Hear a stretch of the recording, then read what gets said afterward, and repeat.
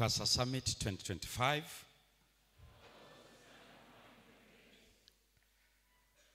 Habari za asubuhi. Hamjambo.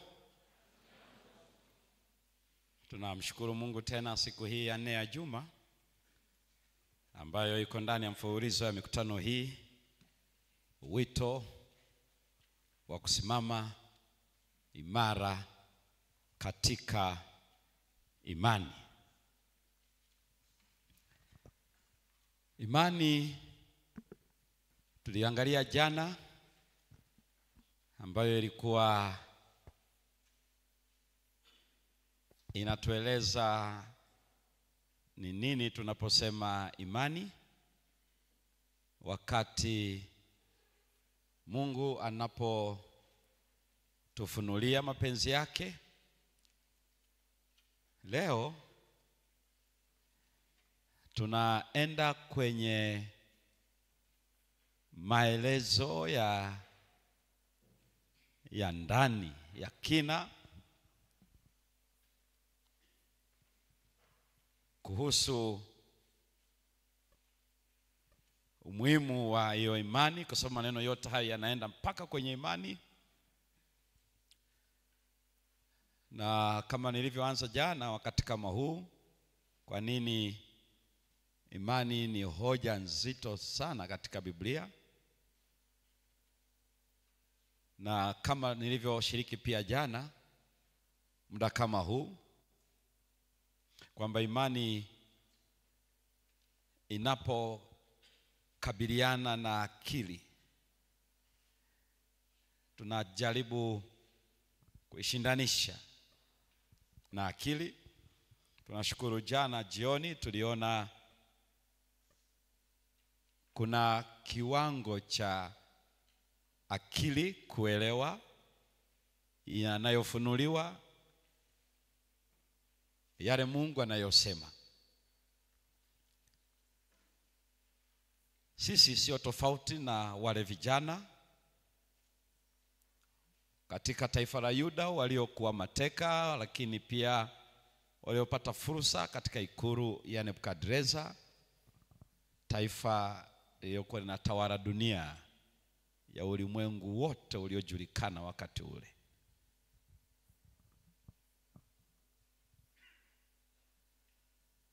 Kufahamu hayo jana juzi ni muhimu sana, kwa sababu yanashughulika na what.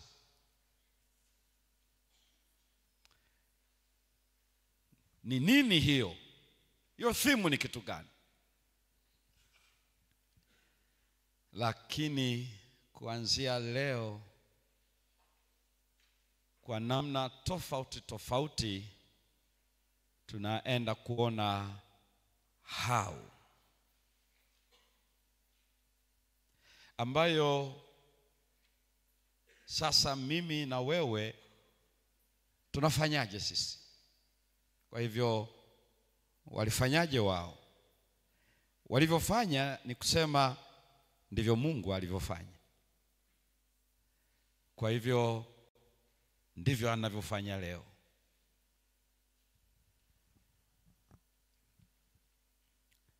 Na haikuwatokea tu kwa bahati mbaya kama kujikwaa. Kuna mchakato. Kwa hiyo kabla hata hawajatekwa kimwili, akili yake Danieli na wenzake iko huru, na yote yanayoendelea katika dunia hii hayana nafasi ya kuteka akili zao, ufahamu wao kuhusu Mungu wao, hayapo. Kwa hiyo waliwachukua ndio, lakini hawakuweza kuchukua imani yao. Tutakuja kuona vile Ibilisi alivyojitahidi sana chini ya carpet kuona nafikiaje vijana hawa, kwa sababu Ibilisi anajua Mungu alipokuwa akihangaika na Yuda. Anajua Yuda sio kwa namna yoyote ile iwe tu maana tu kwamba ni amana, ila alijua ni katika Yuda mkombozi atazaliwa. Kwa hiyo unapoangalia vile anavyoshughulika na Israeli, Yuda in particular, anashughulika na hoja mtambuka. Alivyoshughulika na Israeli Misri, alikuwa anashughulika aona anawezaje kuharibu plani ya Mungu kwa mpango waliosema miaka iliyopita. Kwa hiyo ndicho alikuwa anahangaika nacho. Na alifahamu alivyomwambia Ibrahimu, watakuwa wageni katika taifa lisilokuwa lao, watatumikia taifa lile kwa miaka 400, halafu nitawatoa niwarudishe mahali hapa. Alijua nini analeta. Na Hosea anaandika vizuri kwamba Israeli alipokuwa mdogo na alimuita kutoka Misri. Na unaona ndio anachoandika Mathayo kwamba Yesu wakati anatoka Misri baada ya kifo cha Herode mkuu, akinukuu hiyo. Kwa hiyo wakati Mungu anatoa Israeli kutoka nchi ya utumwa, Mungu alichokuwa anafanya, alikuwa anashughulika na ahadi ya mzao anayekuja. Na ndio naona hiyo yote na juhudi zote za Ibilisi ni kuhakikisha haifanyiki, kwa sababu ni yeye ambaye ndiye tumaini la ulimwengu.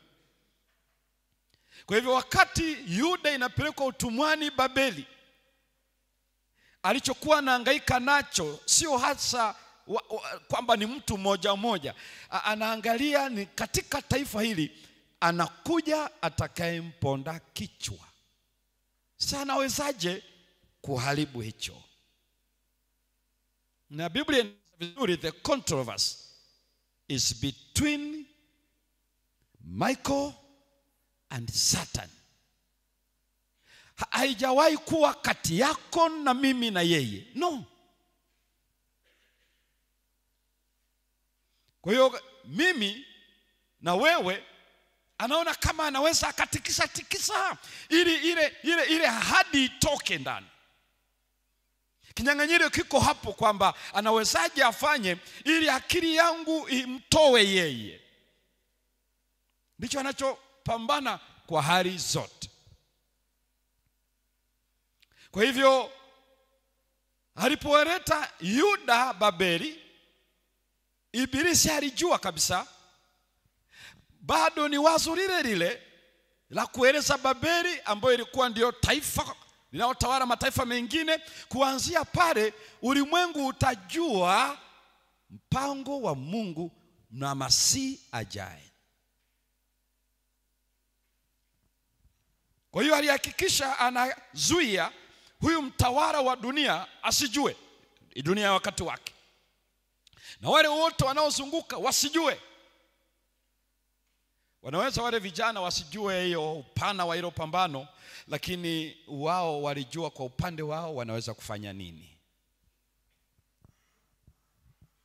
Kwa hiyo sura ya kwanza ni ya muhimu sana, ndio inayoweka foundation kwa zote zinazokuja. Ile sura ya Danieli 1 ile ina mambo makubwa mawili. Ya kwanza kabisa, Mungu yu kazini ili Yuda iwe mateka. Ndio aya ya pili. Mungu akawatia mikononi. Sio Mariduku, no, Mungu. Sio Nebukadreza, ni Mungu. Mungu ndiye aliyewatoa akawaleta. Na Danieli anaandika hivyo, anajua kabisa sio Babeli jeshi lake Nebukadreza walioweza kuwachukua Yuda, ni Mungu aliyewaleta. Sasa ukishajua popote utakakoenda, usije ukasahau kuna big picture ya wewe kuwa pale. Unaweza usijue itakuwaje, lakini wewe baki tu kumsikiliza. Hata hicho chuo ulichokupelekwa kusoma, kuna agenda kubwa mno Mungu yuko nayo kwa ajili yako. Kubwa mno. Hakuna mzazi aliyeijua, wala hakuna mlezi aliyeijua, wala hata washauri waliokushauri, wala hata aliyechagua uende kwenye ile chuo, hakuna anayejua. Ila wewe ni lazima uijue. Hata kama utajua details, lakini Mungu ana agenda uwe hapo ulipo, ikiwa tutamsikiliza. La kwanza kabisa ambalo liliconfront uelewa wao, la kwanza ilikuwa ni diet. Hii nitakuja kuieleza muda tofauti kabisa uone kwa nini hiyo ilikuwa ndio mtihani wa kwanza. Nitakuja kuieleza sio sasa hivi, lakini nataka uone tu jibu walilolitoa. Danieli 1 aya ya 8. Hebu fungua pale Danieli 1 na aya ya 8.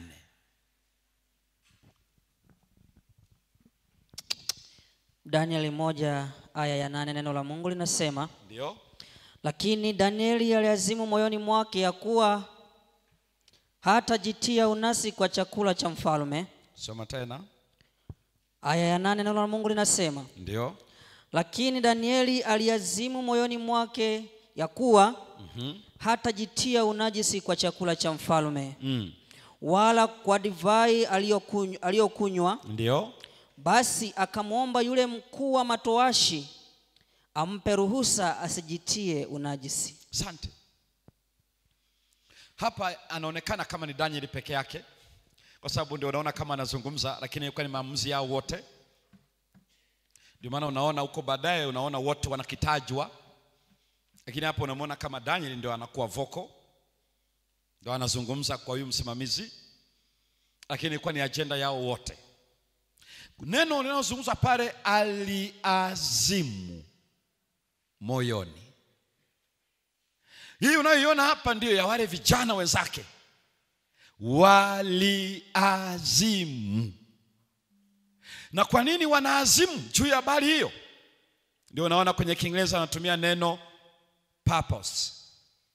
Kwa hiyo waliazimia, walikusudia. Utaona version zingine za Kiingereza determined, utaona version zingine za Kiingereza committed. Haya yote matatu yanatokana na neno la Kiebrania sum. Ile neno sum ndio inamaanisha purpose, ndio inamaanisha determination, ndio inamaanisha commitment. So they made a commitment not to go to cross the border. Angalia wakati wa jioni vizuri. Ina maana lile neno linamaanisha hivi: imradi kama wako hai hawata vuka. Utawavusha wakiwa kwenye machera, wakiwa kwenye jeneza, ila wao kwa akili yao, kwa mikono yao, kwa miguu yao, moyoni wameshafanya maamuzi. Waliazimu moyoni, sum, not to defile. Hiyo defilement inahusiana na religion, religious understanding, spiritual sense concerning the relationship. Hiyo hawatafanya hicho. Sio kujichafua kwa matope. Kwa nini? Defilement inazungumzia habari ya uhusiano wao na Mungu. Na ngoja kuangalia hilo, walifanya maamuzi.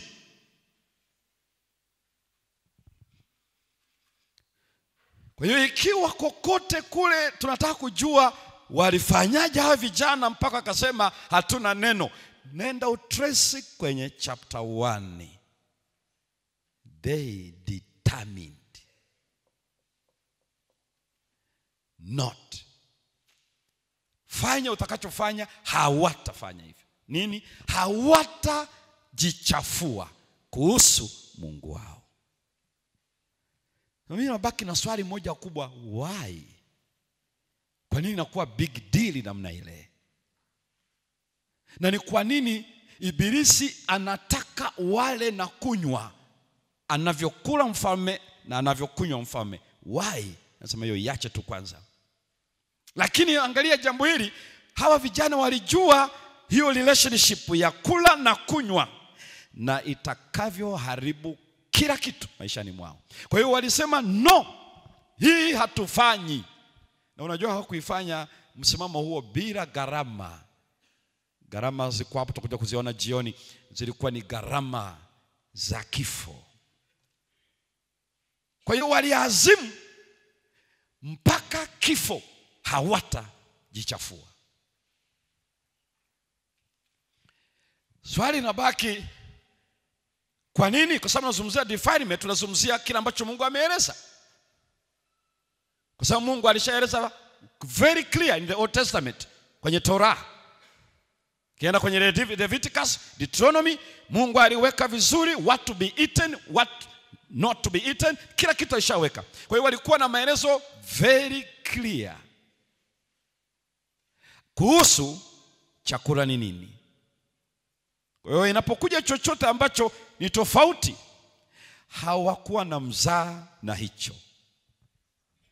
Kwa nini? Hapa ndipo ni vizuri ufahamu. Nenda Romans.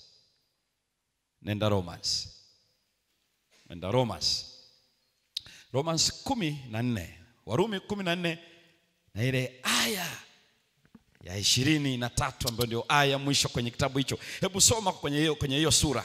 Hebu soma. Neno la Mungu linasema, lakini aliye na shaka kama akila amehukumiwa kuwa ana hatia. Tayari amehukumiwa kuwa ana hatia. Kwa maana hakula kwa imani. Maana hajala kwa imani. Na kila tendo lisilotoka katika imani ni dhambi. Kila tendo lisilotoka katika imani ni dhambi. Tuombe. Mungu wetu, tunakuja kwako tena asubuhi hii. Unapotufundisha tujue vile unavyotaka tujue kuhusu tunawezaje kusimama imara katika imani. Tubariki kila mmoja wetu, tunaomba katika jina la Yesu, amina. How to stand firm in faith.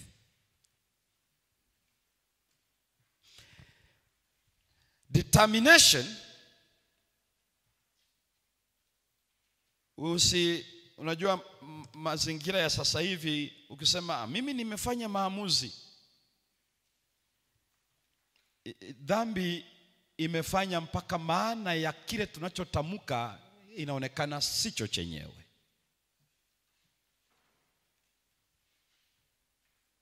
Mtu anasema ninafanya maamuzi, nitafanya hivi, alafu baadaye anasema yalinizidi.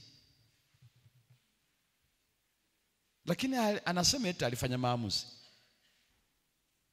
alafu baadaye anasema yalimzidi. Na unapata watu kibao wa kukutia moyo, kwa kweli haya yalizidi. Na ndio shida hiyo, kwamba tunasikiliza wanadamu wanatufariji mno, yani wanatupeti, wana sympathize na sisi mpaka mpaka wengine wanakuambia kiatu ulichokuwemo ni kikubwa mno, hata mimi nisingejaribu kuweka mguu wangu. Yani unajiona ulikuwa mwamba fulani yani. Hata kwa muda wote uliotumia mpaka hapo umebebana nalo, watu wanaona kwa kweli wewe umefanya zaidi.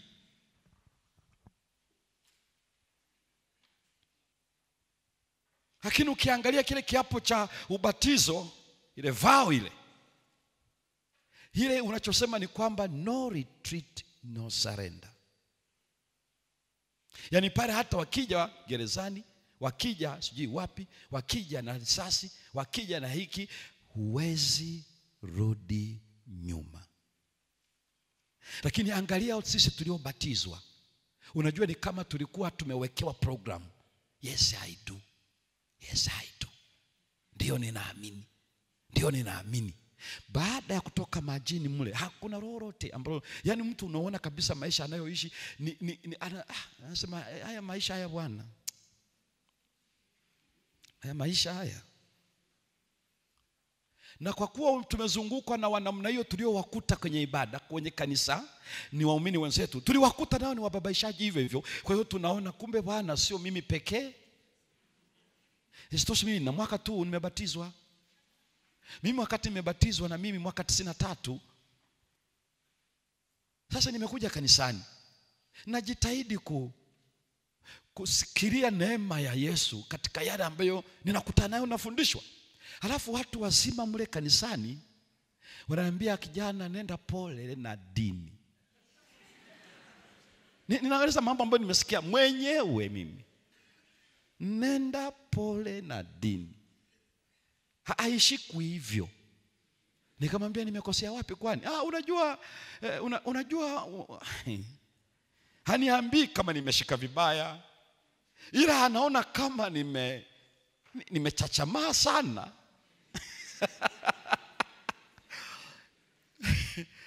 Na mimi shule nilipokuwa nasoma, maana baada ya kufukuzwa Msoma Alliance,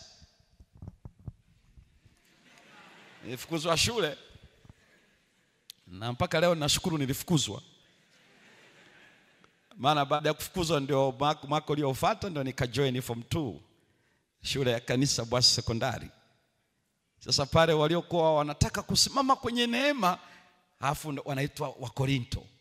Yaani walikuwa wanafanya vice versa. Sababu Wakorinto walikuwa wahuni kweli kanisa lile. Sasa ukiamua kusimama tu vizuri nasema Mkorinto huyo.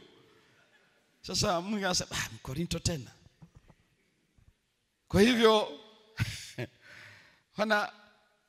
wanasema wewe nenda vizuri. Na lile kanisa lilijengwa na Jerumani, liliko pale ni la mawe pale. Sasa tulikuwa tunasali pamoja, wanafunzi na wenyeji. Na watu wenye sifa kabisa, wazee wako wenyeji pale. Wanasema nenda vizuri, na nikapata nafasi ya kuwa kwenye mjumbe wa baraza la kanisa. Sasa baadhi ya mambo yalikuwa yanakuja yako wazi, mengine ninayafahamu, inabidi nieleze. Sasa ninapoeleza kwamba hiki kiko hivi, kumbe ninakanyaga maeneo ya watu. Tunakutana nje, anasema yani kijana uliamua kabisa kusema. Anasema si ilitakiwa niseme au nifanyeje? Sema nenda vizuri. Maana sio wewe tu ulikuwa unajua, mbona wengine walikaa kimya? Anasema mimi sijui kama walikuwa wanajua. Na ni kweli nilikuwa sijui, lakini nilipaswa nieleze. Sasa mchungaji alitaka tueleze ukweli huu unavyoendelea. Mimi kesi yangu ni nini? Lakini kwa ufupi tu ni kwamba tuna ushahidi mwingi sana wa kutupunguzia kubaki kwenye tulichoahidi. Walio wengi na wanaotuzidi umri, wanaotuzidi tangu wameingia ndani ya kanisa, ambao wanatangatanga dhambini ni wengi mno. Na wengine ni nyumbani tumewakuta. Yaani ni kitu cha kawaida. Na wengine ni viongozi wale ambao walipaswa watufundishe kuwa serious uhusiano wetu na Mungu, ndio wanakuambia sio serious kivile. Najua haya unajua hii neema ya Mungu.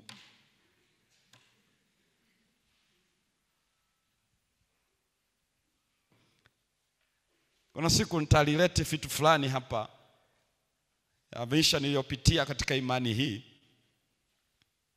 na namna nilivyokinywea. Na ninaomba Mungu anisaidie, maana kama nilikinywea namna ile alafu leo ndo nipungue, nitakuwa nafikiri sina akili. Kwa sababu nilikinywea nyumbani, nilikinywea shuleni, na nilikinywea kazini. Kwa hiyo nikifika pale, kuna mambo mengine huwa nikiyafanya mke wangu ananiambia, naambia umekuaje? Nikamwambia nitakuacha na Yesu, alafu wewe mwaminifu tutakutana akija.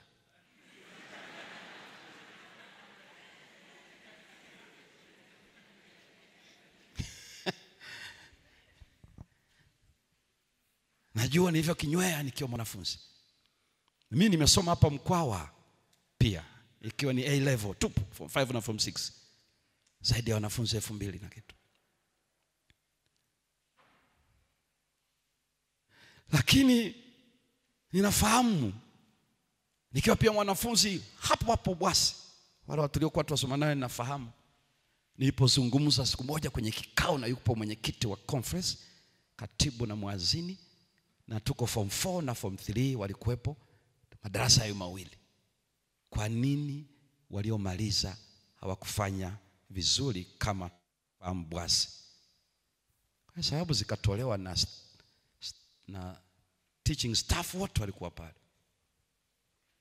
Nikaona wanapiga chenga hivi na vile, na walimu wanaelezea, nikasikia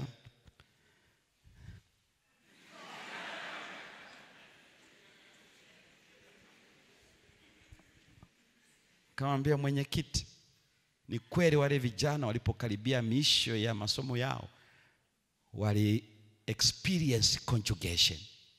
That's a biological term in neurology. Kwa wakafanya conjugation. Pastor Peter anasema kuna maneno mengine ukiaita kwa Kiswahili la. Na mimi nimeendelea hivyo hivyo, conjugation. Walking in pair as if they are couples. Wanasema walisahau kwamba wao ni wanafunzi, hawajaja kuona kuolewa. But nikasema teachers contributed to the problem. Nikasema baadhi ya walimu na wako hapa walilala na wanafunzi. Alafu nikaketi. Wewe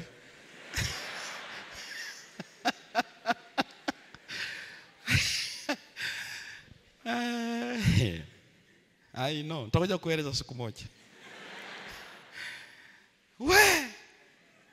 Watu walisara,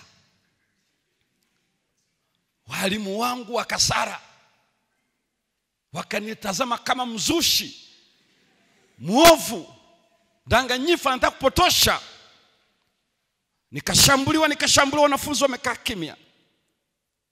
Hawakujua sikutamka tu kwa kuropoka. Walipomaliza tukatazamana na mwenyekiti wa jimbo. Mwenyekiti akasema, nadhani mmesikia walimu na nini. Baadaye nikamwambia mwenyekiti, kwa ruhusa yako, ikiwa utanipa ruhusa,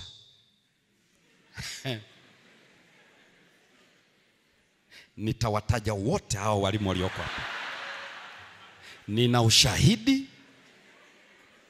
mpaka na mahala wanapokutania, walipokuwa nakutania, ninafahamu A mpaka Z. Ukiruhusu, na kama wako tayari kusikia, nitasema. Akawatazama walimu, akaona magoti yanagongana. Yule mwenyekiti akasense hawataweza kuibeba aibu hiyo. Aliwaona tu akajua mna, walikuwa kumbe wanatamka tu maneno.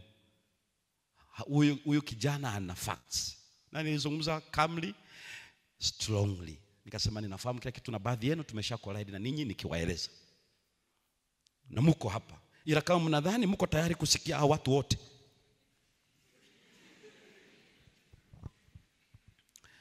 kuanzia hapo ninajua nilivyokunywa kikombe. Kwa hiyo naeleza hilo. Determination. Determination. Kwa hivyo hii ndio inavyo vijana kwa nini walifanya maamuzi hayo ambao walijua ni hatari. Kwa sababu yule tu msimamizi aliogopa ikiwa hatafanya alichoambiwa. Hii ndio portion, hii ndio diet ya hawa wanafunzi kwa miaka 3. Let them eat. Na ni swala la heshima sana, wapatie. Yani yule msimamizi wao mwenyewe alitetemeka kwa sababu ilikuwa inagharimu maisha yake. Na hapata kuwepo na negotiation yoyote, ni kifo. Na hawa vijana ambao wamekataa itakuwa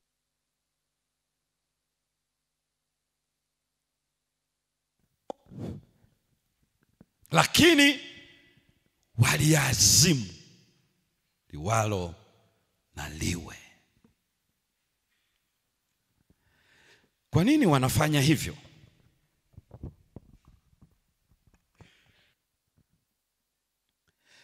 Romans 14:23, hiyo aya tuliyoisoma hiyo. Naomba muiangalie vizuri, nataka uelewe jambo hili ninavyoeleza. Whatever is not coming from faith is what? Sin. Yani kwa nini ukisema what is faith biblically? If there is no faith, there is sin. Unaposema dhambi ni nini? Dhambi maana yake no faith. Najua watu wanapojadili kwenye ile Romans 14, unaona anazungumzia habari ya weak people, they eat everything, strong people, whatever. Anaona anajadili hapo, unaona ni nini? Halafu anakueleza hata hivyo ufalme wa Mungu sio kula na kunywa. He's talking about love. Kwa sababu nani ile 13 anazungumzia inayodumu, na katika ile 3 ni upendo. Analeta when they were challenging one another as church members pale Corinth. Anaeleza wanapo criticize one another, love was lacking.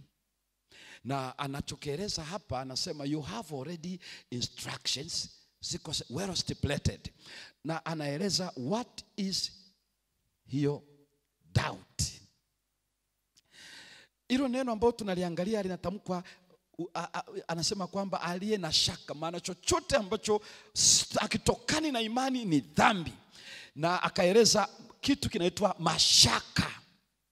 Hebu soma tena hiyo aya. Hebu rudia tena hiyo aya uone. Soma tena hiyo aya. Warumi 14 aya 23. Neno la Mungu linasema, lakini aliye na shaka kama akila amehukumiwa kuwa ana hatia. Tayari amehukumiwa kuwa ana hatia. Kwa maana hakula kwa imani. Hajala kwa imani.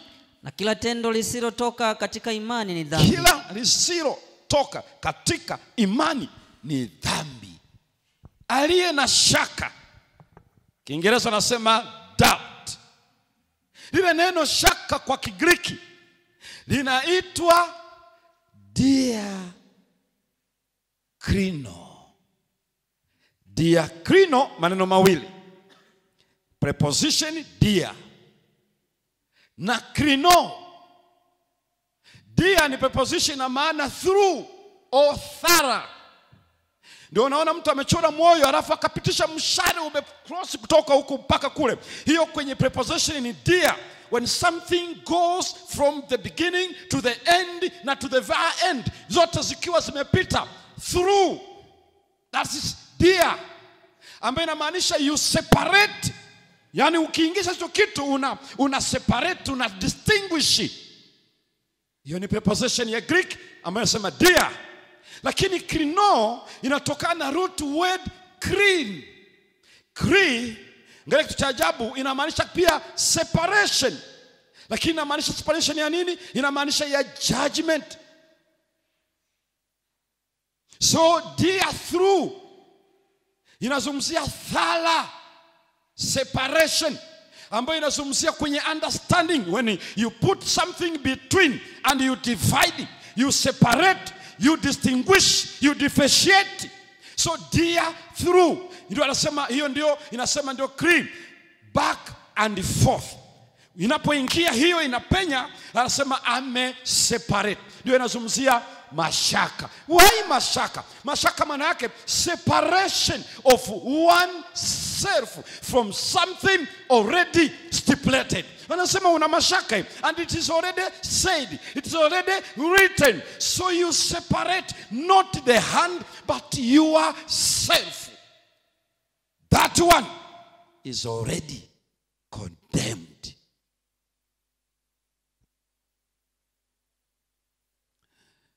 Hilo neno condemnation ama condemn kwa Kiingereza, amekwisha kuhukumiwa. Uone jinsi ya maneno yanavyo play. Ni neno linaitwa kata krino. La kwanza ni diathrino, krino ambayo ina maana mashaka. Ile ya pili kuhukumu ama condemn ni kata krino. Kwa hiyo krino ndio ile neno lile. Lakini hapa neno kata ambayo pia ni preposition, lakini ni preposition ambayo inamaanisha down or against. Na yote ni Greek technical legal terms.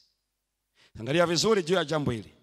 Maana yake kwenye hii katakrino, kila kitu kimesikilizwa na tayari ukweli umewekwa wazi na kauli inatoka mahakamani. It's a legal terminology. Krino ni tofauti na lile ambao malaika analitumia mcheni Mungu na kumtukuza, kwa maana saa ya hukumu sio krino, ni crisis.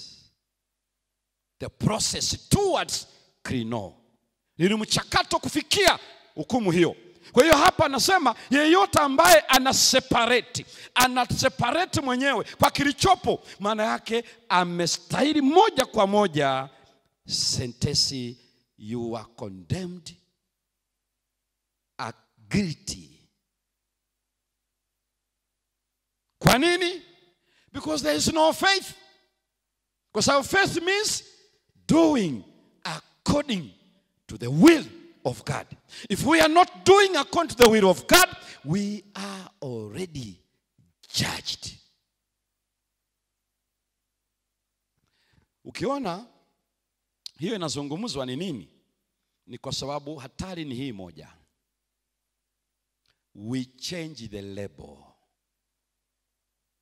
We change the label. Hawa vijana kwa nini walifikia maamuzi hayo? We treat sin as a trivial matter. Ukiona vijana wanafanya maamuzi ambayo inagharimu maisha yao, maana yake hawaioni dhambi kama kitu kidogo. Ndio unaona maneno ya Kiingereza, it's just a weakness. Neno jingine ambalo liko so famous and popular ni ERR. Halafu neno jingine la Kiingereza ambalo linatumika wanasema ni mistakes. Biblia haijawahi kuita dhambi kama maneno kama hayo. Haijawahi. Hakuna neno jingine sahihi la kuita dhambi. So we change the label. Kama hii chupa imeandika poison, we take out that label and we put less poison. Na wewe niwaambie, the more milder we do with that label, yani tunaifanya ile sumu iwe mbaya zaidi, kwa sababu unaifanya iue zaidi kwa kuondolea uhalisia wake. Sikiliza Biblia inavyoeleza dhambi. Sikiliza tu kidogo. Biblia inaeleza dhambi hivi. Inasema mshahara wa dhambi ni nini? That's Romans 6:23. The wages of sin Na kwenye Revelation ya 22 anasema naja upesi na ujira uko mikononi mwangu kulipa sawa sawa na kazi zake. Kwa hiyo kazi ya dhambi, mshahara wake sio kingine chochote, death. Na ili ufahamu hivyo, unaposoma kwenye Ezekiel 18:20 anasema roho itendayo dhambi ita ndio itakayofanyaje? Biblia inasema kila roho itendayo dhambi itakufa. Sasa ni vizuri uweze kujua kama Old Testament inasema dhambi hukumu yake ni kifo, New Testament inasema pia ndio mshahara wake. Dhambi inaua. Don't change the label. Inaua. Na kwa nini Mungu aseme kila anayetenda dhambi lazima afe? Sikiliza vizuri. Jana tulikuwa tunaangalia wakati fulani tunapambana na hukumu za Mungu kwa sababu hatujui dhambi ilivyo. We don't know the gravity of sin, the sinfulness of sin. It's because we don't know. We treat it as a small thing, as a trivial matter. That's why tunaiona ya kawaida. Halafu hukumu ya Mungu tunaona ni kubwa sana. Kabla sijaenda kwenye Old Testament, msikilize Yesu mwenyewe kwenye New Testament anavyoelezea how should we deal with sin. In fact ametumia neno tunasema kwenye language ni hyperbole. When you exaggerate thing to bring or to drive the point in. Angalia Yesu alivyotumia hilo neno kwenye Mark 9. Hebu nenda Mark 9 and verse 43 to 47. Ametumia hapo maeneo makubwa matatu. Hebu soma pale. Ingapi utaona kwenye Mathayo sura ya 5, lakini kwenye Mark ameexpand vizuri kabisa kama ilivyo kwenye Old Testament. Hebu soma hapa usikie. Mark 9 and verses 43 to 47. Marko sura ya 9. Ya 9 aya 43 hadi 47. Neno la Mungu linasema, na mkono wako ukikukosesha, ukate. Kata. Ni afadhali kuingia katika uzima huu kigutu. Kuliko kuwa na mikono miwili na kwenda zako jehanamu. Amesema nini? Fanya kitu gani mkono ukosesha? Kata. Nini anachokifanya pale? Kwa sababu pale anatumia hyperbole to bring the sense, the sinfulness of sin. Hamaanishi kwamba tukate hivi, ila ana exaggerate a drive point. Kwamba dhambi ni mbaya kiasi kwamba usifanye mzaha nayo. Ipi? Mkono. Kwa nini? Kwa sababu through our hands we may sin. Namba 2, akatoka kwenye mkono akaja kwenye mguu. Msomaji hebu soma. Mstari wa 45 na Mungu anasema, na mguu wako ukikukosesha ukate. Mguu ukikosha kata. Ni afadhali kuingia katika uzima huu kiwete kuliko kuwa na miguu miwili na kutupwa katika jehanamu. Kata mguu. Usikubali kabisa mguu. Yaani anasema ukiona mguu umekukosesha ukate. Ili wenyewe ndio uende jehanamu, lakini wewe uende kwenye uzima. Alipotoka kwenye mguu akaja kwenye macho. Soma. Mstari wa 47. Neno la Mungu linasema, na jicho lako likikukosesha, fanyaje? Ling'oe ulitupe. Ni afadhali kuingia katika uzima wa Mungu, ufalme wa Mungu una chongo kuliko kuwa na macho mawili na kutupwa katika jehanamu. Hii ni understanding ya Old Testament. Mikono action. Mikono ikikupeleka kwenye kutenda, miguu ikakupeleka kwenye njia, macho kwenye reasoning, kwenye understanding, kwenye decision. things that we dare, we treasure, we desire. Hiyo anasema macho. Ndio unasikia macho. Na ndio kwa vitu macho anatumia kama mlango, kwa sababu ndio anaingiza 75% ya information. Na kwa sababu hiyo hapa Yesu anatumia tu macho. Anazungumza mambo ambayo tunatamani, mambo ambayo tunayapendelea, mambo ambayo hayafai. Ikiwa utakuwa na mwelekeo huo, ni afadhali ungoa. Usiende mwili mzima, acha jicho liende. Na ndio maana Waisraeli walipokuwa wanaenda kwenye ile ya kukutania, hema kutania, baada ya huduma zote walikuwa wanapaka mafuta, wanapaka kwenye miguu ili miguu yao isiende kwenye njia ya uovu, kwenye mikono yao isitende uovu, na kwenye paji la uso, they are understanding the decision making position. Walikuwa wanafanya hivyo, na ndio unaona Yesu anasema the hand, the foot and the brain, the forebrain, cerebral cortex, where reasoning is. Kwa anachosema ni nini? Anasema hiyo ndivyo vitu vinavyoeleza what is the heart. Utendaji wake vimesheni na vitu hivyo. Kwa anasema kata. Yaani hamaanishi watu wakate hivyo, wafanye hivi na vile. Siku hizi kuna wahubiri wenye kukopi na kupesti. Tunashukuru hawajafika upande huo, maana ina gharama. Anakopi nguo mwilini, na vitambaa vyenye kuleta baraka, wanakopi hiki na kile wanaweka. Lakini nadhani hawatafikia hapo kwamba ukate mkono ukikosea. Nadhani hawatafikia hapo. Ndio hivi. Ile ya kulala juu ya maiti uende watafikia. Kwa sababu Elia alilala juu ya mauti. Halafu pia Elisha alifanya hivyo.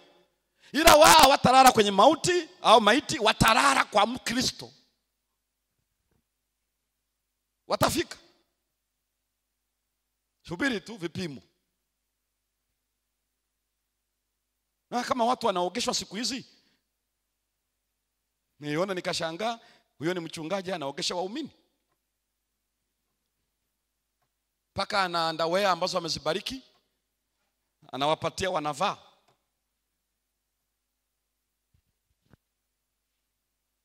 Kwa hivyo anaeleza habari hiyo. Na kwa nini anaeleza hivyo? Anaeleza ubaya wa dhambi. Yesu anatumia hiyo lugha kueleza ubaya wa dhambi. Kata mkono, kata mguu, ngoa jicho. Ndicho anachoeleza tu. Yaani ni njia ya kunisaidia mimi na wewe nijue dhambi ni mbaya. Usibadilishe lebo. Kwa nini ni mbaya? Asikiliza vizuri. Nenda kitabu cha Genesis, Mwanzo sura 20 na ile aya ya 6. Mwanzo 20 na ile aya ya 6. Dhambi ni mbaya kiasi gani? Angalia. Mwanzo sura ya 20 aya yake ni ya 6. Aya ya 6 inasema, neno la Mungu linasema, Mungu akamwambia katika ndoto, nami nimejua ya kwamba kwa ukamilifu wa moyo wako umefanya hivi. Umefanya hivi. Ndipo nami nikakuzuia usinitendee dhambi. Usinitendee dhambi. Kwa hiyo sikukuacha umguse. Hii ni habari ya Ibrahimu na Sara ambao walikuwa na wakasema tuseme mimi ni dada na huyu ni kaka katika ile nchi. Na yule mama alikuwa mrembo. Mpaka huwa anajiuliza, mrembo ambaye alikuwa ameshapita muda wake wa kupata ujauzito, lakini alikuwa bado na sura iliyotishia. Ni vizuri ujue Sara alikuwa sio mwanamke wa kawaida. Unajua nazungumzia mtu wa miaka karibu 90. Na ni ndani ya mwaka unaofuata atapata mtoto tayari. Lakini wanafanya hii date game. Wewe uwe kaka, mimi dada. Kwa hiyo tumudanganye mfalme. Wakafikiri yule muda wa kufanya process za kutoa mahali mpaka je mchukue zitachukua muda, tutakuwa tumesharudi Kanani. Jamaa si akaona watani overtake. Kwa hiyo hata kabla hawajakamilisha hivyo akamchukua mazima. Na ni mfalme huko. Nadhani sijui kama Ibrahimu usiku alilala.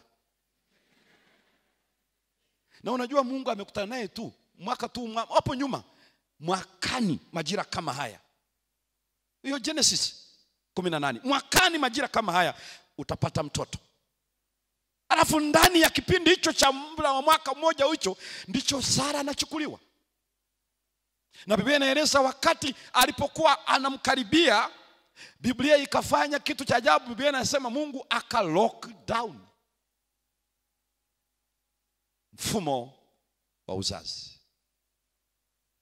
Saa nyingine hata ukiona wewe unajifanya wewe ndio kibabe, kijogoo, Mungu angeweza ku lock down tu.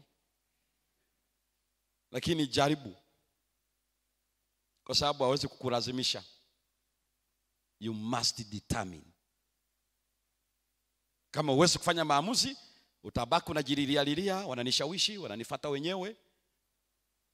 Wanakufuata wenyewe ama wametumwa?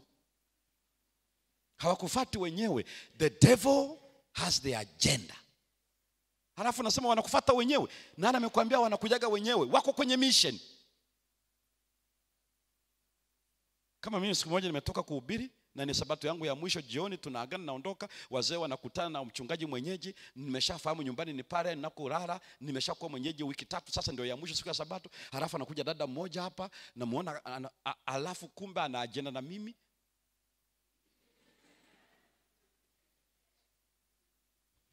Ananiambia wewe yale mambo umeshaga yaacha kabisa. Nikajifanya kama sijamuelewa, nasema yapi? Sasa nyingine nataka nijue hivi, nisije nikamuhisi tu kumbe hamna. Nikataka nijue kabisa kama. Nikasema yapi kwani unamaanisha? Akasema ya wanawake. Ya wanawake yapi? Nilipojua akajibu, nikajua huyu ametumwa.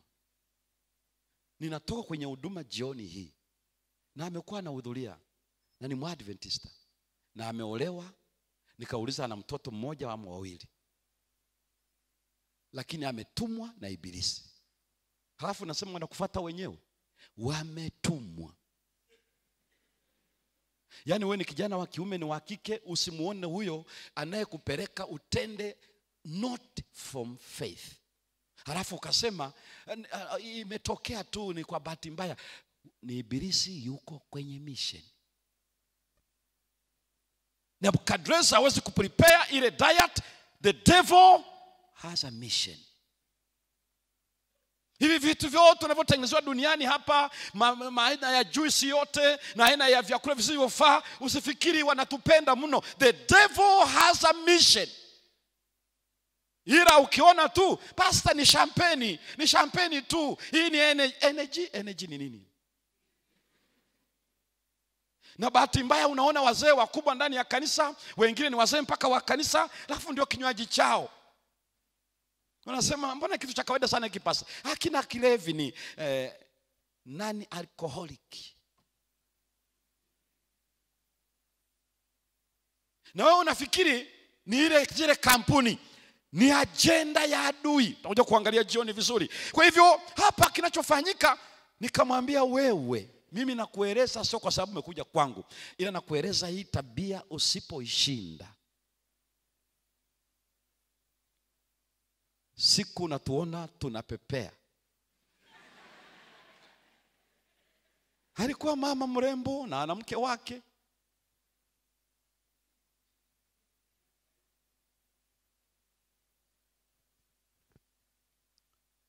Nilimweleza serious muda wote kati naenda. Nilimweleza na kama mimi sikwambii kwa sababu yangu tu, ninakueleza huenda hii ni tabia yako. Usipoishinda hii, basi neema ya Mungu ni bure. Lakini nataka kueleza tu kwamba wanatumwa. Na hiyo ni baada ya miaka mingi mimi ni mchungaji na naendelea. Halafu ibilisi anamtuma yana, anajichekesha, anajirembua.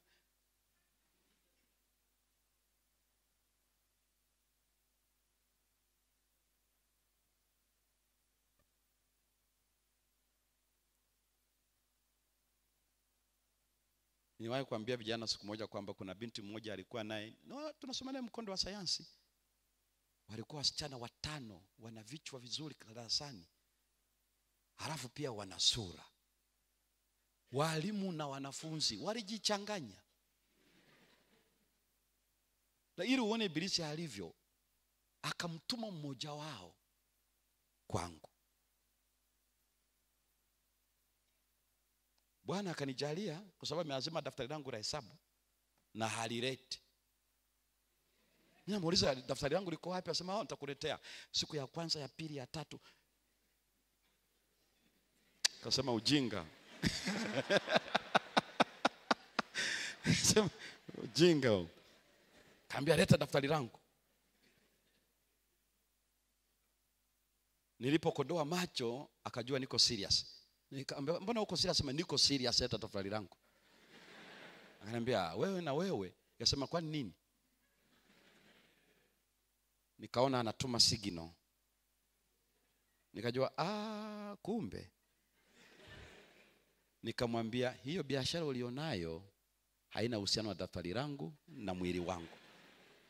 Leo usipolileta utajua. Na kwa sababu nilizungumza niko serious, alijua nimebadilika. Akaniambia hamna kitu, nitakupata tu, piga humu kama sitakupata kabla hatujamaliza shule. Nikamwambia sipigi, ila wewe tafuta kwa bidii zako zote. Bwana alinijalia hajanipata mpaka leo. Hajanipata mpaka leo.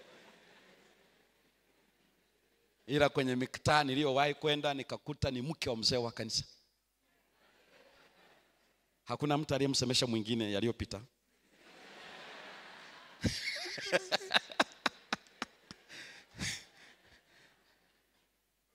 Imagine Pastor Semba anahubiri alafu yule dada sasa ananiangalia kila kitu ameniaddress.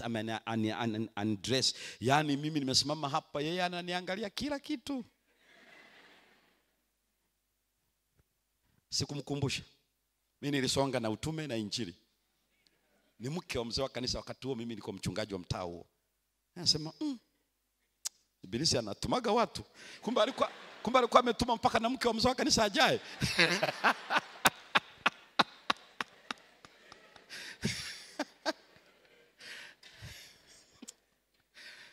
Kwa anaeleza wakati wamefanya huo mzaa, yule mfalme akamchukua Sara. Wakati wa usiku anapotaka kufinalize, Mungu aka lock down. Uwezo wake wa kuingia kwa mwanamke ukawa locked down. Na sio tu yeye, mpaka kila mwanamume kwenye utawala wake. Na sio tu wanaume, hata wanawake wote akaondoa uwezo wa kuwa wajawazito. Na ngoja niwaambie kitu cha pekee, ndipo walipostuka usiku ule wa manane ule. Anashangaa nguvu zake za kiume zimeenda wapi? Mbona ni msema tu vile? Anapapatika ndoto Mungu akamletea. Mimi nimezi. Nasema kwa nini? Nasema huyu ni mke wa mtu. Nasema lakini walisema huyu ni kaka ni dada. Nasema ndio, ninafahamu wamekudanganya. Ila ndio maana nimeingilia kati ili usinitende dhambi. Naomba usikize vizuri. Kama yule mfalme angelilala na Sara, sio dhambi dhidi ya Sara, sio dhambi dhidi ya Ibrahimu, dhambi dhidi ya Mungu. Naomba usikize vizuri. The sinfulness of sin. Every sin we commit against God. Ngoja nieleze kidogo vizuri nini maana yake juu ya jambo hilo. Angalia vizuri. Nenda kwenye kitabu cha Genesis. Hiyo andika tu, lakini nitaitamka. Genesis 39 and verse 9. Wakati Yusufu anashikwa na yule mke wa Potifa, Yusufu akasema niache. Alipoona itokea akakimbia. Kwanza alimwambia hivi, nitendeje ubaya huu nimkose Potifa? Alisema hivyo. Nimkose nani? Yeye alijua nikilala na huyu mama, dhambi hii sifanyi na huyu mke wa Potifa, wala sio kosa anafanya dhambi na mume wake. Hii ni dhambi dhidi ya Mungu. Na nikurudishe tena jambo hilo, angalie. Hii andike tu, ni Zaburi ya 54 aya 4, ambayo ndio wimbo wa Daudi unaoweka toba yake wazi katika taifa la Israeli. Angalia vizuri, kuna ni dhambi ile aliyolala na Betsheba, halafu akaenda akamuua Uria mpaka Nathani alipotumwa na Mungu. Huu ni wimbo aliotunga toba yake. Naomba uelewe understanding ya Old Testament when we commit sin. Angalia katika Zaburi 51 aya 4. Hebu soma pale. Zaburi 51 na ile aya 4. Zaburi ya 51 aya ya 4, neno la Mungu limesema. Nasema, nimekutenda dhambi wewe peke yako. Nimekutenda dhambi wewe peke yako. Na kufanya maovu mbele za macho yako. wewe ujulikane kuwa una haki unenapo. Wewe ujulikane kuwa una haki unenapo. Nimekutenda dhambi wewe peke yako. Kila dhambi ninayoitenda, unayoitenda ni dhidi ya Mungu. Na kwa nini mtu atende dhambi? Whatever which is not from faith is sin. Ile neno from, preposition ya Greek inaitwa ek. From, inside out. If any action, whatever we are thinking and we are doing, if it's not from faith, it is a sin. Why faith? Faith comes by the hearing of God's revelation. Mungu amesema 1, 2, 3. Na hii maana yake ni nini? Maana yake kama nasema na imani, ni pale ninapotenda kulingana na alichosema.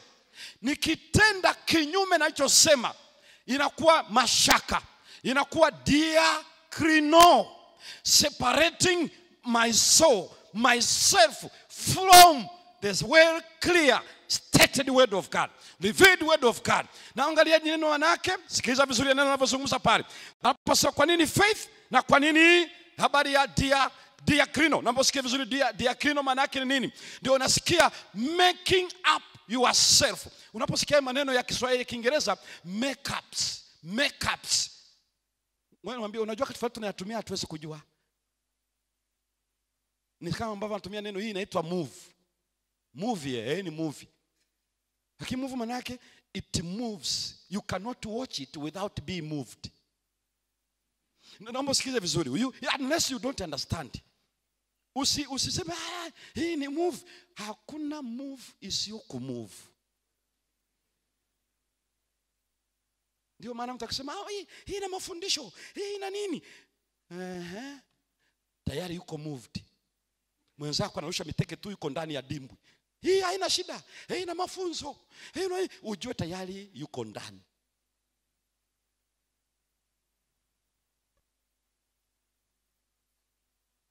Ndio anayozungumza. Kwa hiyo anaposema ile yanazungumza hiyo unaposema ni mashaka, unaposema una separate, una distinguish, una separate yourself.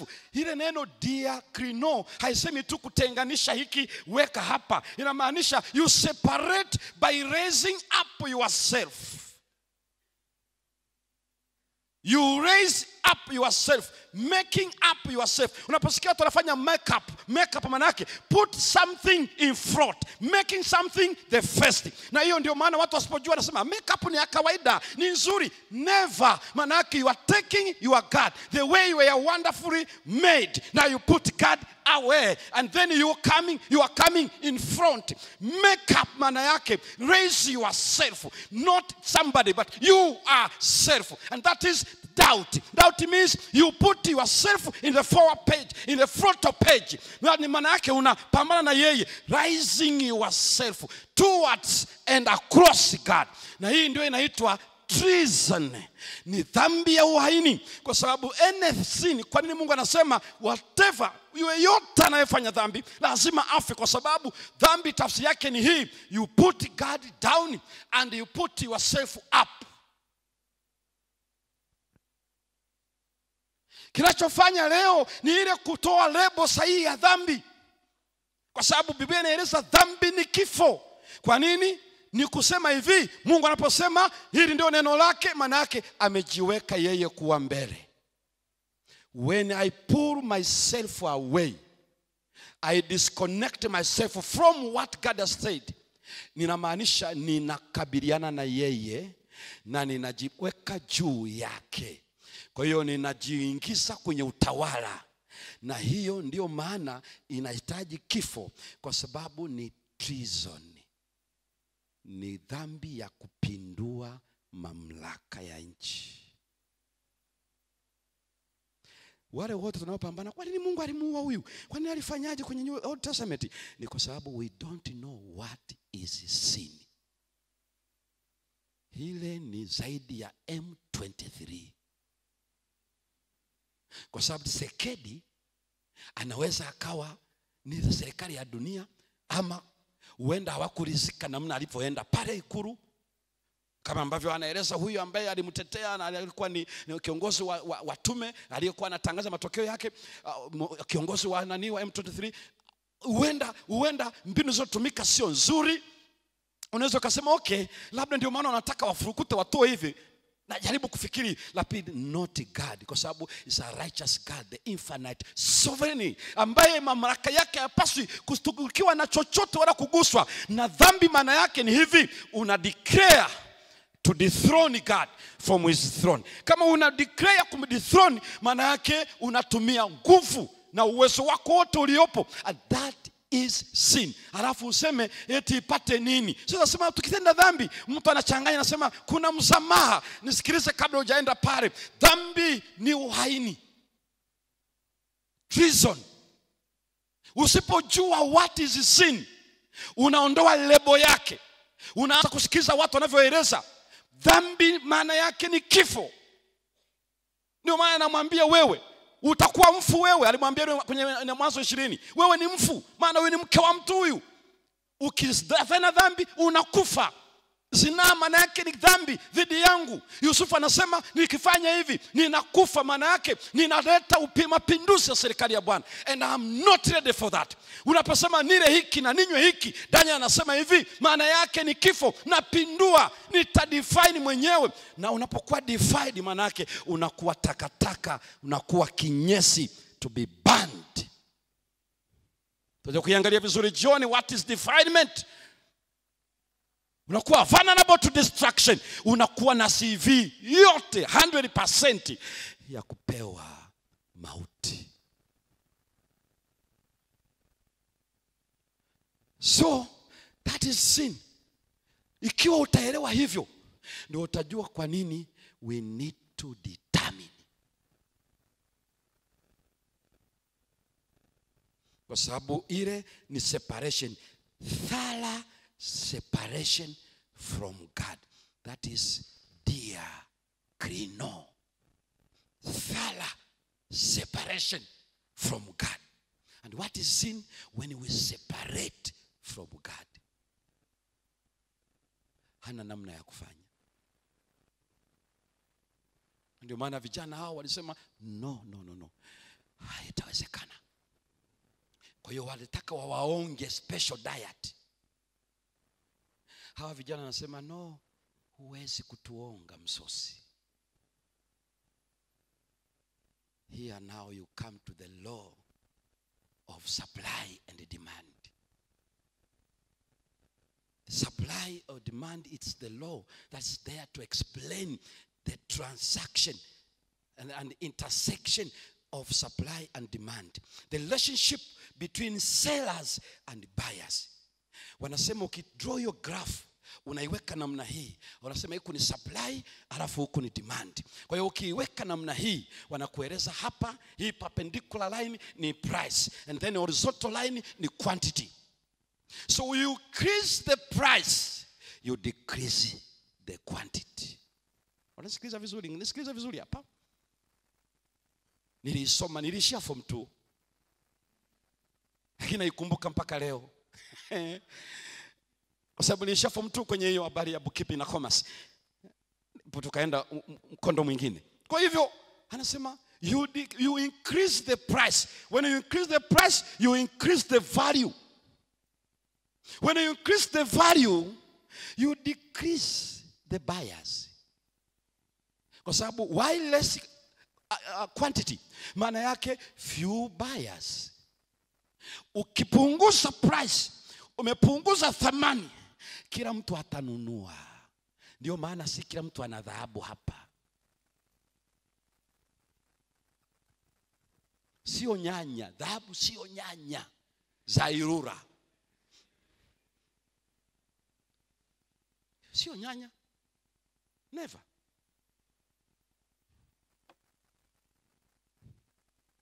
Ndipo nikaelewa why Daniel na wenzake. Kwenye kitabu cha Education, the book of education ambayo aliandika mwaka 1903, the book of education, page 57, paragraph 3 and 4. Anasema, topic inasema the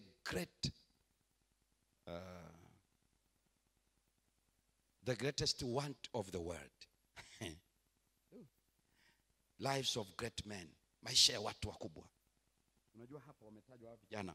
Anaangalia anasema the greatest want of the world is the want of men.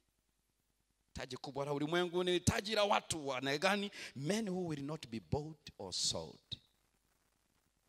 Who will not be bought or sold. Ambao huwezi kuwanunua, hawawezi kuuzwa. Men who in their inmost souls are true and honest. Ndani ya mioyo yao ni wa kweli, wazi. Men who do not fear to call sin by its right name. Hawaogopi kuita dhambi kwa jina lake halisi. Men whose conscience is as true to duty. Ambao ufahamu wao ni mkweli katika majukumu as the needle to the pole. Kama ule mshale wa compass direction to kaskazini. Men who will stand for the right. Watakaosimama kwa ajili ya kweli though the heavens fall. Ngawa mbingu zitadondoka. That's the greatest want of the people. People who cannot be bought or sold. Yani maana yake their value is so high. Huwezi kuwanunua, huwezi kuwauza. Huwezi kumuonga chochote.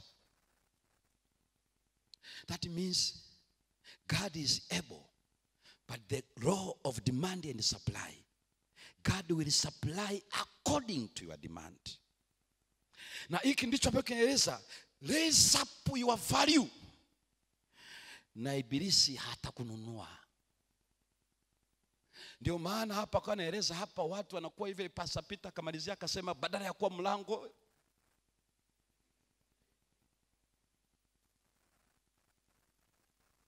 hiyo yote inashusha the value.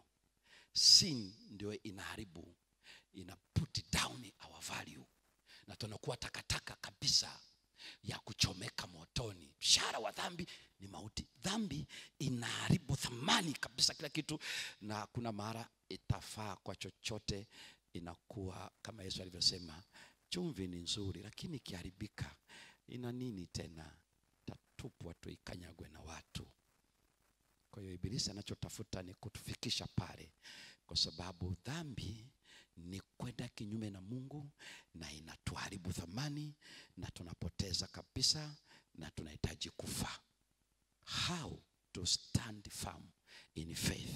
Kwa sababu chochote kisichotoka kwenye imani ni dhambi, na kwa sababu hiyo dhambi ndio hiyo maana yake ni kifo. Na nini ni kifo? Kwa sababu ni dhambi ya uhaini, is a treason. Ni dhambi ya uhaini. Kwa nini? Kwa sababu ni to make up ourselves, to put ourselves on top na Mungu awe chini. Ndio maana ni uhaini, is a treason. Na mtu wa namna hiyo, with all the authority, sovereign God, we must pay the price. Vijana hawa walijua hii inataka itufanye sisi to compete na Mungu.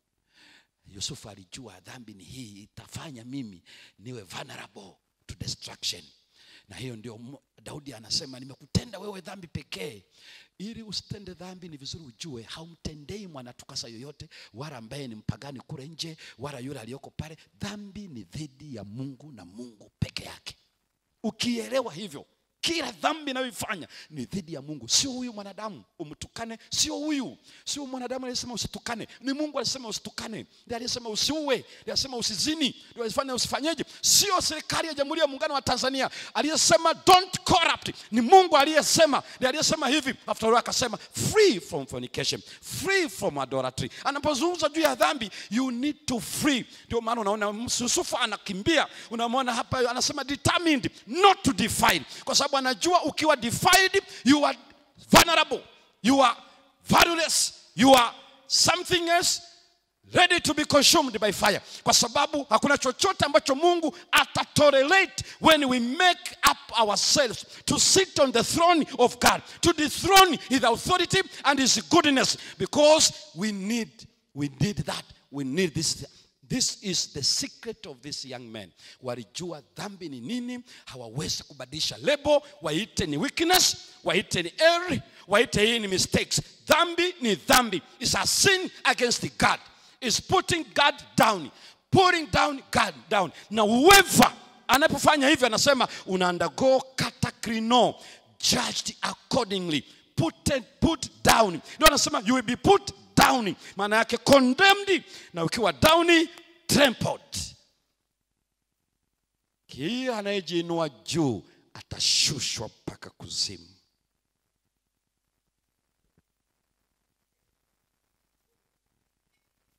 Mungu wetu atubariki kwa jina la Yesu. Amina.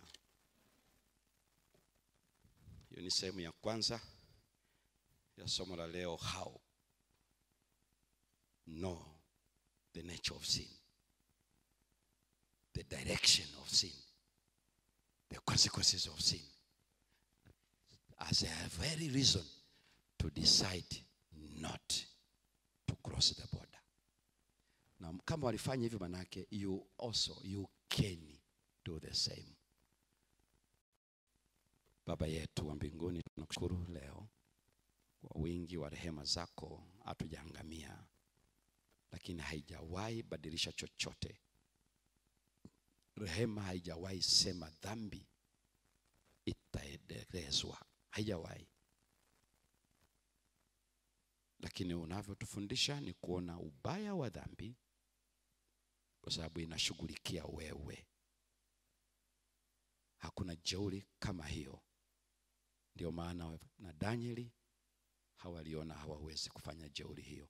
Tujalie na sisi leo, hata kama leo ina wengi wanaoikumbatia na kuitetea, tusaidie kuona ubaya halisi wa dhambi, ili tufanye maamuzi sahihi kama Danieli na wenzake. Tubariki katika tafakari hili kwa jina la Yesu. Amina.